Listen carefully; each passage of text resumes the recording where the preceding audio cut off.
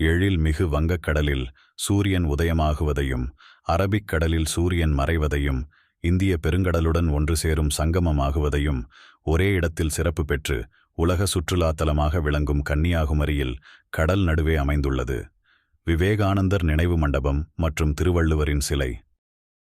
சுவாமி விவேகானந்தர் தியான மண்டபம் அமைந்துள்ள பாறையில் இருந்து கம்பீரமாக நிற்கும் திருக்குறளை உலகிற்கு தந்த திருவள்ளுவர் சிலை அமைந்துள்ள பாறை வரை உள்ள 80 மீட்டர் தொலைவினை பாலத்தால் ஒன்று சேர்க்க பணிகள் நடைபெற்று வருகின்றன. பாலத்தின் பணிகள் நடைபெற்றுக் கொண்டிருக்கின்றன. இப்போது பார்த்துக் கொண்டிருப்பது விவேகானந்தர் மண்டபம் அமைந்துள்ள பாறையிலிருந்து திருவள்ளுவர் சிலை அமைந்துள்ள பாறை வரையிலான 80 மீட்டர் தூரத்தை பார்த்துக் கொண்டிருக்கிறீர்கள்.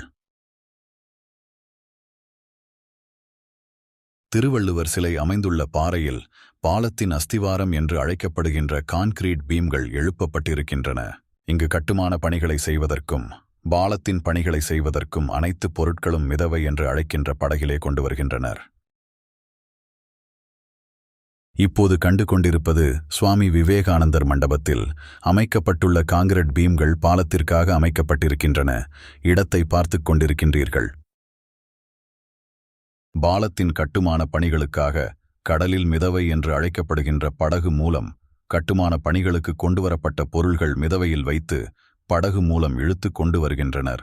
இங்கு அதிகப்படியான பொருட்களை வைக்க முடியாது என்பதால் தினந்தோறும் அதிகாலையில் கொஞ்சம் கொஞ்சமாக கொண்டு வந்து பணிகளுக்கு சேர்க்கின்றனர்.